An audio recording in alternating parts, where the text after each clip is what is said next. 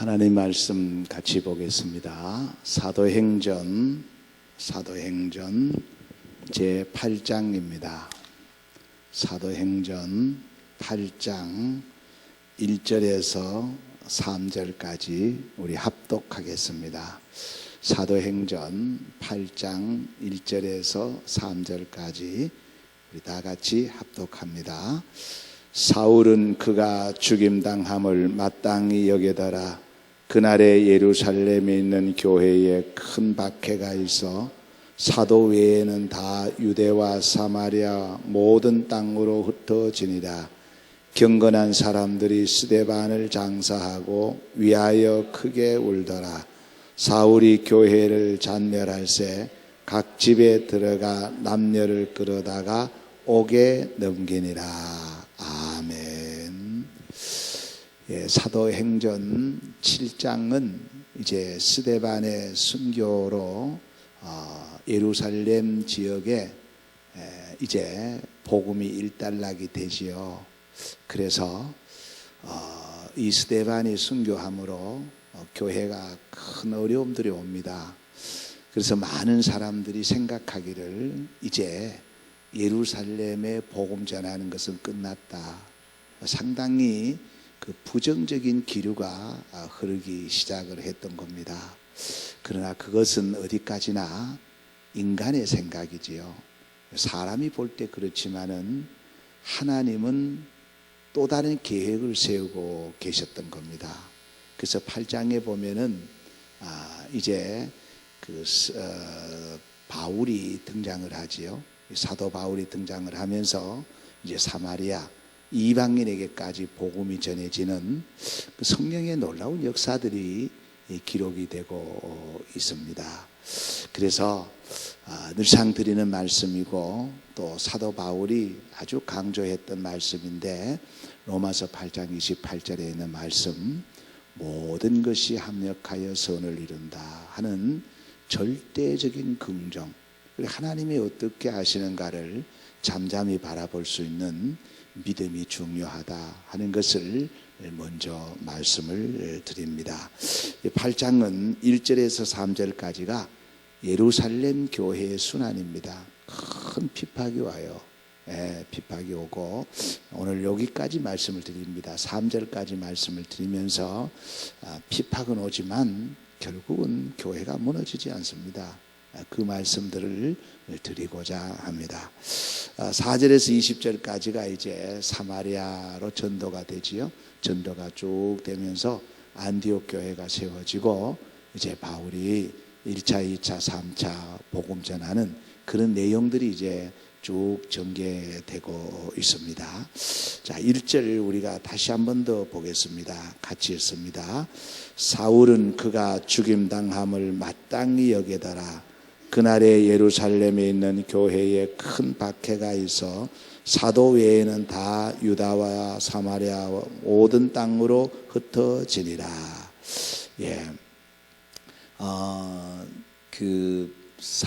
바울이죠. 사울이 스데반이 돌에 맞아 죽을 때에 마음으로 동조한 것을 나중에 크게 후회를 하게 됩니다. 그 내용이 1절에 있는 말씀이고, 그로 인해서 그 예루살렘 교회의 성도들이 다 흩어져 버립니다. 이제 각지에 흩어지는데 오히려 흩어진 그것이 복음이 전파되는 놀라운 계기가 되는, 정말 하나님이 하시는 일들이 너무나 오묘하고 신기한 일들이 이제 일어나기 시작하는 겁니다. 그 다음에 2절을 같이 보십시다. 2절 시작. 경건한 사람들이 스데반을 장사하고 위하여 크게 울더라. 이제 경건한 사람들이 스데반이 죽고 나니까 얼마나 가슴 아팠겠어요. 아주 젊은 나이에.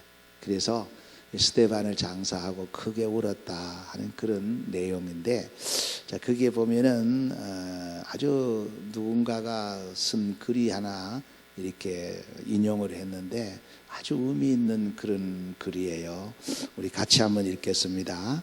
당신이 태어날 때 혼자 울었고 당신 주위의 모든 사람들은 기뻐하고 즐거워했다. 그러나 당신이 죽을 때는 당신 혼자 기뻐하고 즐거워하며 당신 주위의 사람들은 슬퍼하며 애통하도록 살아라. 예, 아주 의미 있는 말이죠. 우리가 아이가 태어날 때는 혼자 울지만은 그 주위에 있는 사람들은 다 기뻐 박수 치잖아요. 근데 마지막 죽을 때는 반대가 돼야 된다는 거예요. 이제 영계가 열리면서 주님 품에 안길 때 혼자 기뻐하고 그 주위에 있는 사람들은 참 슬퍼하고 안타깝다라고 이렇게 추모할 수 있는 그러한 인생을 살아야 된다 하는 말씀입니다. 자, 이제 여러분 코로나19 감염증으로 인해서 참 나라가 전체적인 위기에 처해 있는데 아직은 방심할 때가 아닙니다.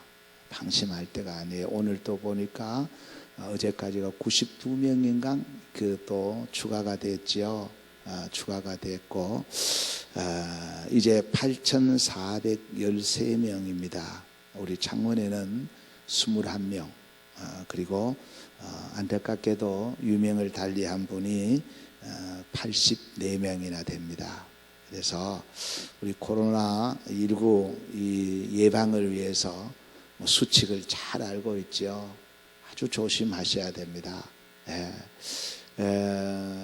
아직은 안심할 때가 아니에요. 사실 예배를 드리는 것도 참 신경이 쓰이는 건 사실입니다. 참 신경이 쓰입니다. 그 성남시죠. 은혜강 교회 얼마나 안타까운지 몰라요.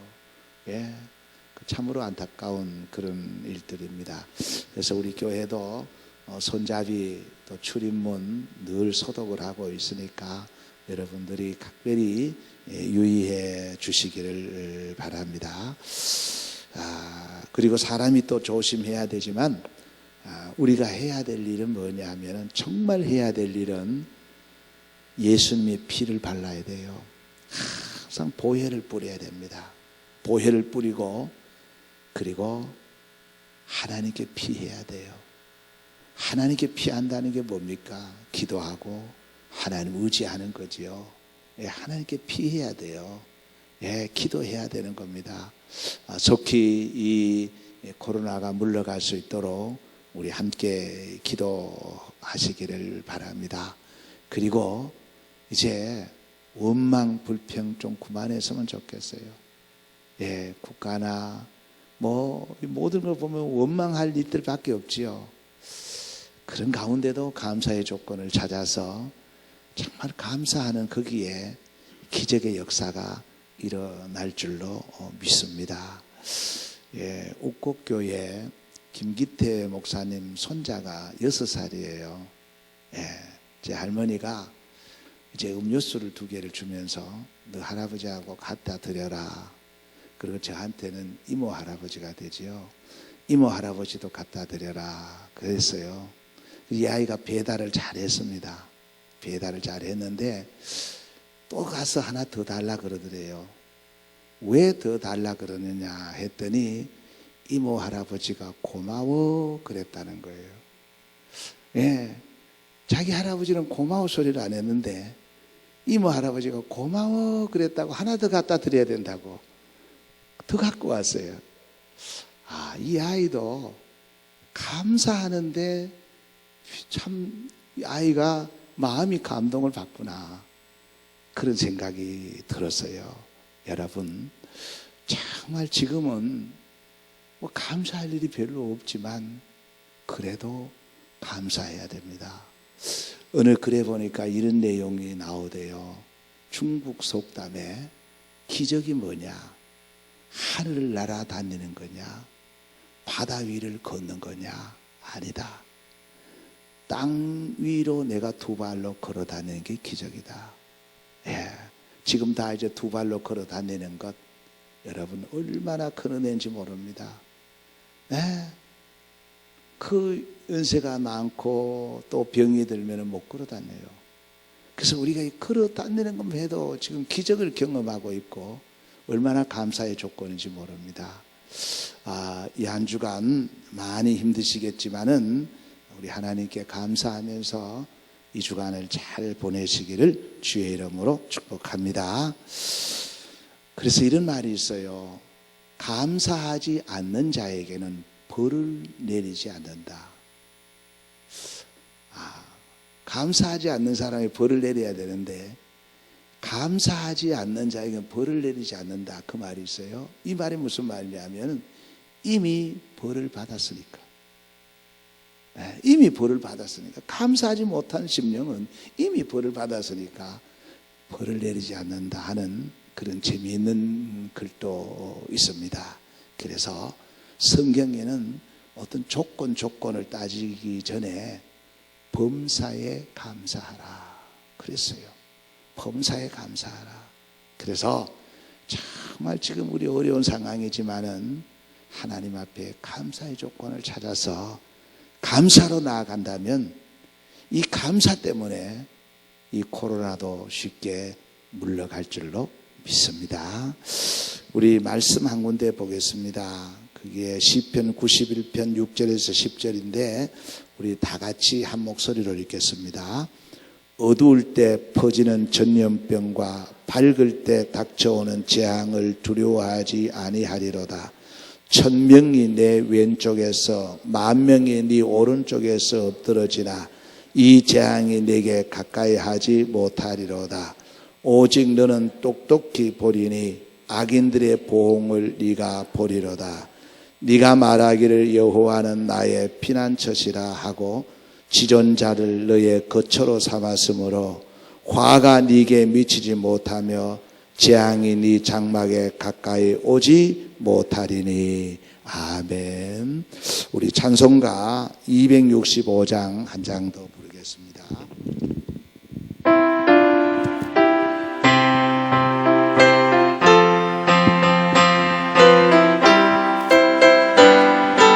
주 십자가를 지심으로 죄인을 구속하셨으니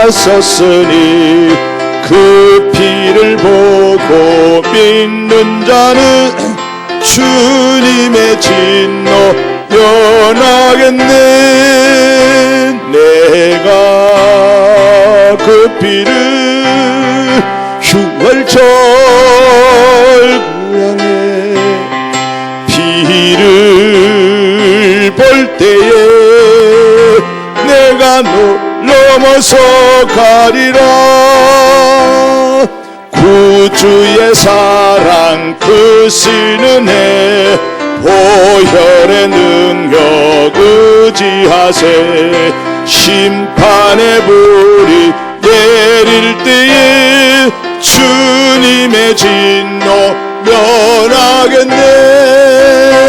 내가 그 피를 휴월절 그 양의 피를 볼 때에 내가 널 넘어서 가리라.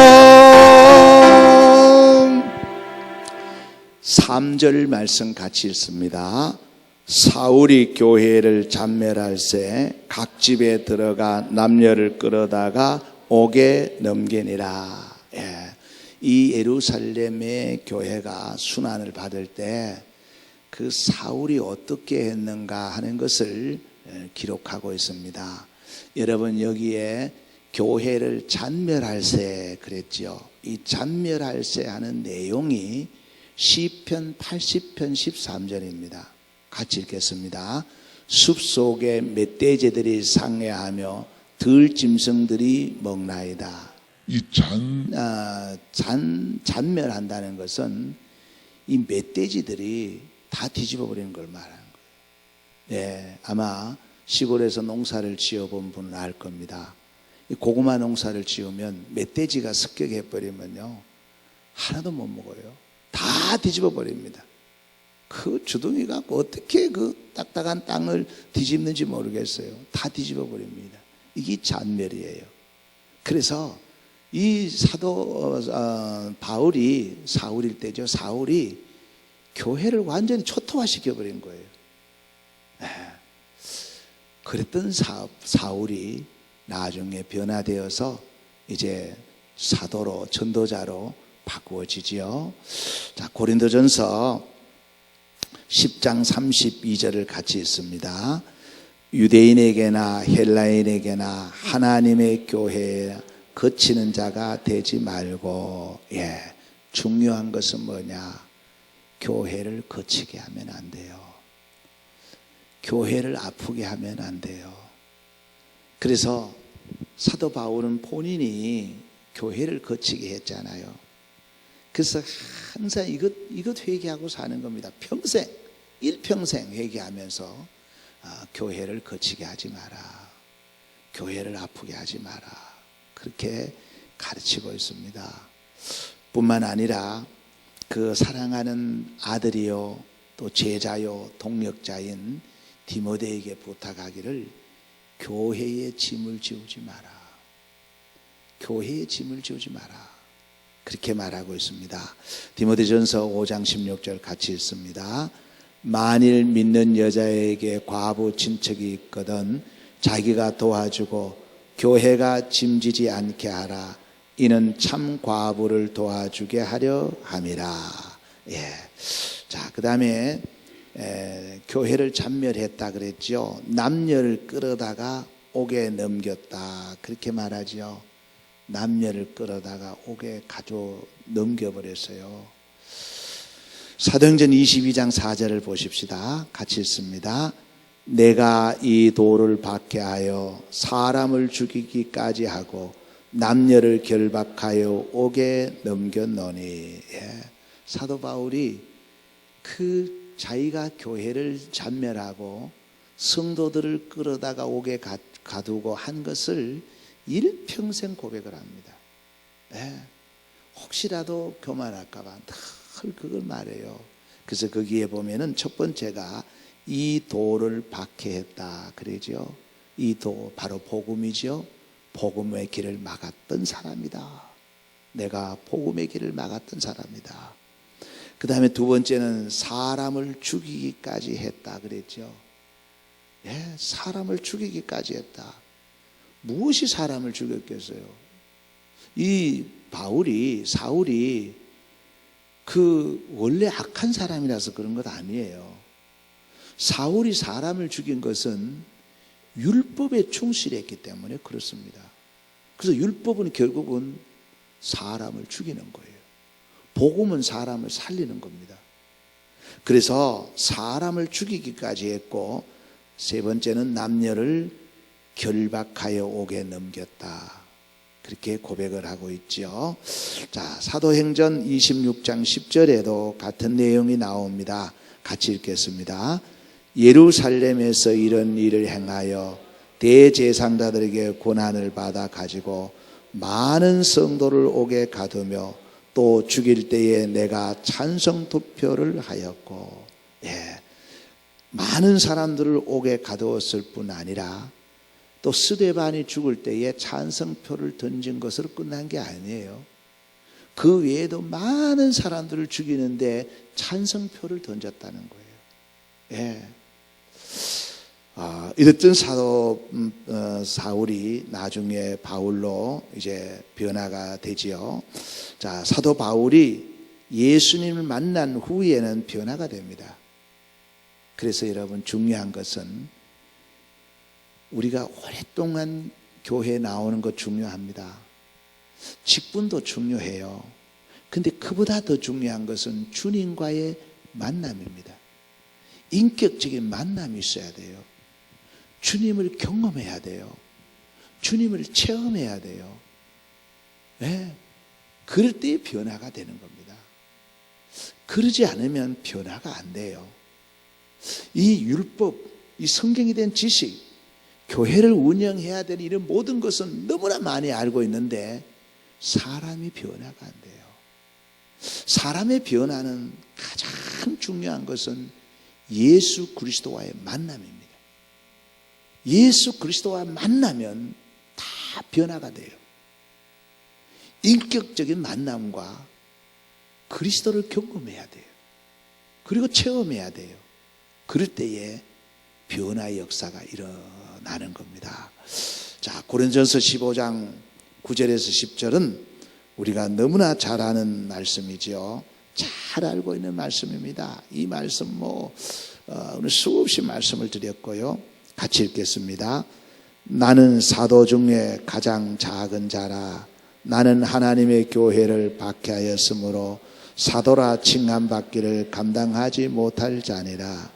그러나 내가 나된 것은 하나님의 은혜로 된 것이니 내게 주신 그의 은혜가 헛되지 아니하며 내가 모든 사도보다 더 많이 수고하였으나 내가 한 것이 아니요 오직 나와 함께 하신 하나님의 은혜로다. 아멘. 사도 바울의 이 예수님을 만난 후에 큰 고백 세 가지가 있지요. 여러분 잘 아는 내용입니다. 첫 번째 고백이 뭐냐? 첫 번째 고백이 바로 오늘 본문에 있는 고백입니다.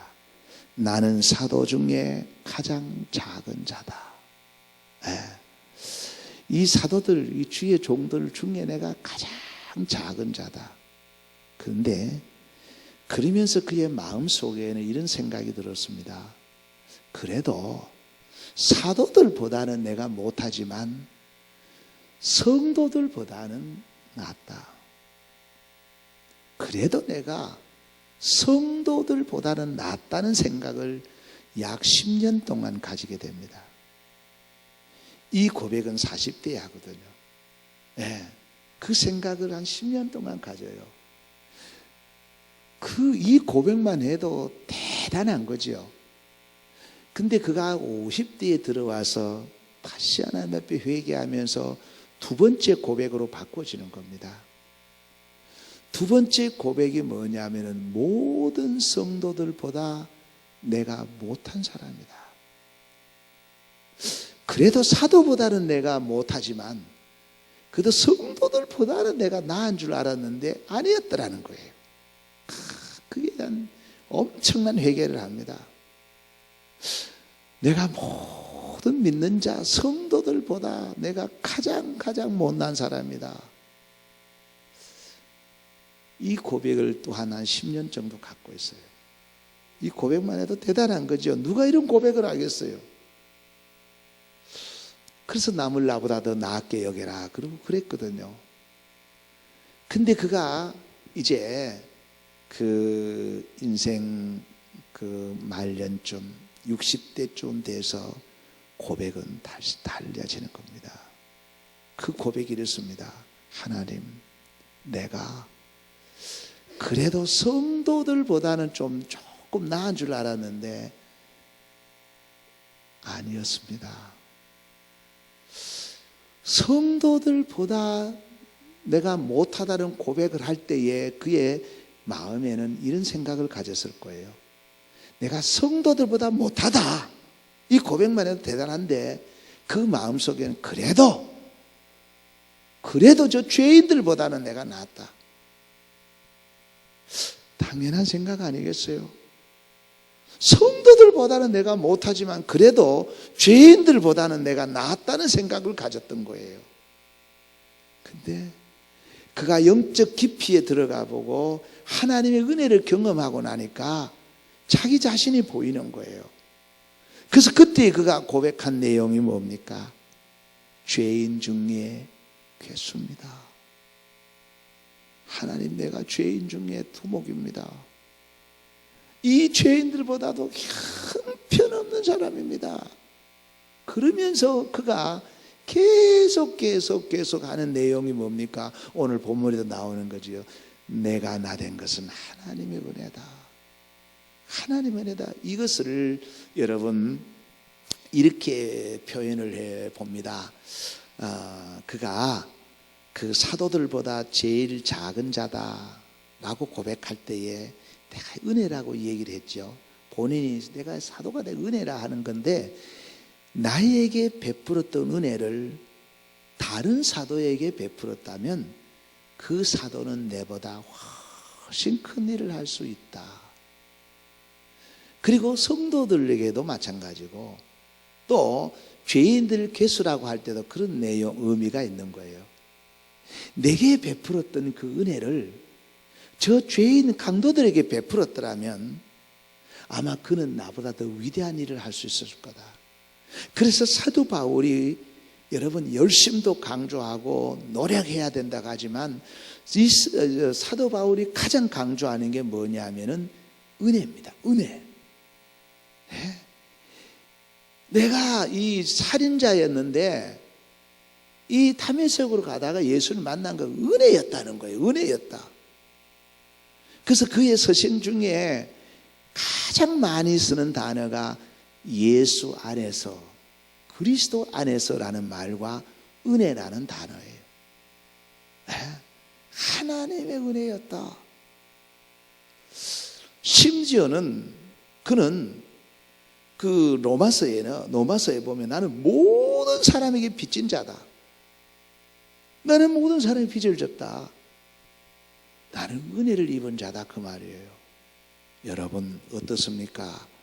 살아가면서 내가 많은 은혜를 입었다고 생각이 듭니까? 아니면 참 나는 피해를 많이 봤다고 생각이 듭니까?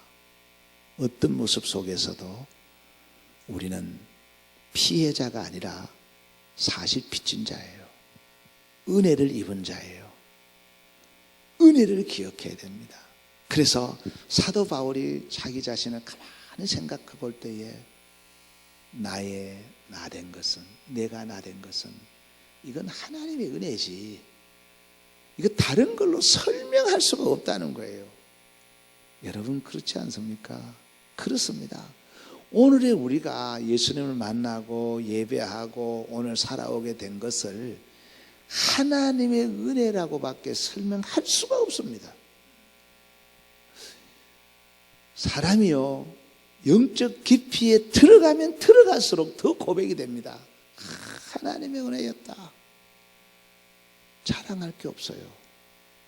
하나님의 은혜였으니까. 그것이 사도 바울의 고백이다 말이에요. 그 다음에 디모데전서 1장 13절에서 14절. 이 디모데는 바울의 제자지요. 애제자입니다. 정말 사랑하는 제자고 동시에 아들이고 동역자지요. 어떻게 부탁하는가 한번 보십시다. 같이 읽습니다. 내가 전에는 비방자요 박해자요 폭행자였으나 도리어 긍휼을 입은 것은 내가 믿지 아니할 때에 알지 못하고 행하였습니다. 우리 주의 은혜가 그리스도 예수 안에 있는 믿음과 사랑과 함께 넘치도록 풍성하였도다. 이게 무슨 말? 내가 지금 이렇게 된 것은 주의 은혜가 내게 풍성하게 임했기 때문이다. 하나님의 은혜였다. 이렇게 고백하고 있습니다. 우리 삶의 주인공이 누구예요? 예수 그리스도입니다. 우리 삶의 주체가 누굽니까? 예수 그리스도입니다. 예수님이 하시는 거예요. 어제 우리 교육자들하고 기도하면서도 말씀을 드렸습니다. 우리가 대표로 성도들 위해서 기도하는데 우리가 기도 우리 힘이 아니다. 그 주체가 뭐냐? 예수 그리스도다. 그리스도에게 의탁하는 거고 그리스도에게 부탁하는 거고 그러는 거지 내가 뭘 한다는 건 아니다. 이 말씀을 드린 적이 있습니다. 사랑하는 성도 여러분, 정도의 차이가 있을 뿐이지 우리는 사도 바울보다 과거가 더 깨끗하지 않습니다. 더 낫다고, 더 깨끗하다고 감히 말할 수가 없습니다. 또한 사도 바울이 고백했듯이 우리 또한 고백하기를 여기까지 오게 된 것은 하나님의 은혜입니다. 정말 하나님의 은혜인 줄로 믿고 하나님께 모든 영광을 돌려드리시기를 주의 이름으로 축복합니다. 자, 이제 결론입니다. 예루살렘 교회가 1절에서 3절까지가 엄청난 어려움이 있었죠. 이 교회가 지금 박살이 나버리고 끝난 거냐? 아닙니다. 하나님의 교회가 뭐예요? 성도잖아요. 하나님의 교회는 절대 망하지 않습니다. 절대 망할 수가 없어요. 하나님의 사람은 망하지 않습니다. 그것을 예수님이 직접 말씀하셨어요. 자, 말씀을 보십시다. 마태복음 16장 18절입니다. 같이 읽습니다. 또 내가 네게 이르노니 너는 베드로라. 내가 이 반석 위에 내 교회를 세우리니 음부의 권세가 이기지 못하리라. 아멘. 그렇습니다. 음부의 권세가 절대 교회를 이기지 못합니다. 예, 요즘 이 코로나로 인해서 참 교회가 염려가 되기도 하고 걱정이 되기도 합니다. 사실은. 그러나 교회가 그렇게 염려되는 건 아니에요. 왜? 주님의 말씀이 있으니까. 음부의 권세가 교회를 이기지 못하니까. 교회는 잠시 핍박도 있고 환난도 있고 어려움도 있어서 잠시는 아플런지 모르지만 최후의 승리는 교회가 하는 거예요. 그런데 국가가 걱정이 되는 거죠. 예, 나라가 걱정이 되는 겁니다. 예, 그래서 뭐 여당 야당 할 것도 없이 공천 문제 가지고 또 싸우고 찌지고 하는 거 보니까 지금 어느 때인데 지금 싸우고 찌지고 할 때인지 정말 한심할 때가 한심하기 짝이 없는 겁니다. 지금은 온 국민들이 뭐 여당 야당 할 것 없이 정말 한마음 한뜻이 돼서 나라를 걱정해야 될 텐데 정말 안타까운 그런 부분들이 대단히 많이 있습니다. 국가가 걱정이 돼요. 예, 앞으로 어떻게 될는지 모르겠어요. 예. 자, 그래서 이사야 43장 1절인데 여러분 구약은 예수 그리스도에 대한 예언이죠. 예언인데 예수님에 대해서 가장 많은 예언 그리고 예수님의 모델이라고 하는 성경이 바로 이사야서입니다. 이사야 선지자고요. 그래서 이사야는 66장으로 되어 있죠. 성경이 66권으로 되어 있고요. 그래서 이사야 36장까지 39장까지는 상당히 구약적인 내용입니다. 그 다음에 나머지 27장은 신약적인 내용이에요. 아주 신비로운 내용들로 되어 있는 것이 이사야서입니다. 자, 그래서 이사야가 이제 예언한 내용을 한번 보도록 하겠습니다. 여기에 이 내용이 뭐냐면 교회를 말하는 겁니다. 즉 성도들을 말하는 거예요. 자, 읽어보겠습니다. 이사야 43장 1절입니다. 야곱아 너를 창조하신 여호와께서 지금 말씀하시느니라. 이스라엘아 너를 지으신 이가 말씀하시느니라. 너는 두려워하지 말라. 내가 너를 구속하였고 내가 너를 지명하여 불렀나니 너는 내 것이라. 아멘. 교회는 주님이 피로 값주고 사신 주님의 몸이에요. 그리고 우리는 그에게 붙어있는 지체들입니다. 다 지체들이에요. 그래서 음부의 권세가 이기지 못한다. 물론 핍박도 오고 시련도 오고 또 아플 수도 있고요. 육체가 죽을 수도 있습니다. 그러나 궁극적으로 우리의 영혼은 그 무엇도 죽일 수가 없습니다. 네, 절대 우리 영혼은 건들 수가 없어요. 왜냐? 음부의 권세가 이기지 못하기 때문에 그렇습니다. 그래서 이제 말씀을 맺는데 그러면 우리가 두려워해야 될 자가 누굽니까? 육을 죽이는 자를 두려워할 것이 아니라 영과 육을 동시에 죽이는 자를 두려워하라 그랬죠. 그분이 바로 하나님입니다. 하나님이에요. 그 하나님이 말씀하시기를, 그 하나님이 성경을 통해서 말씀하시기를 음부의 권세가 교회를 이기지 못한다 그랬고, 그리고 내가 너를 구속하였고 내가 너를 지명하여 불렀나니 너는 내 것이라. 두려워하지 마라 말씀하셨습니다. 사랑하는 성도 여러분, 이 말씀 붙들고 거저 어려운 가운데도 있지만은 감사로 이 어려움 위기를 잘 극복하시고 승리하시기를 주의 이름으로 축복합니다. 하나님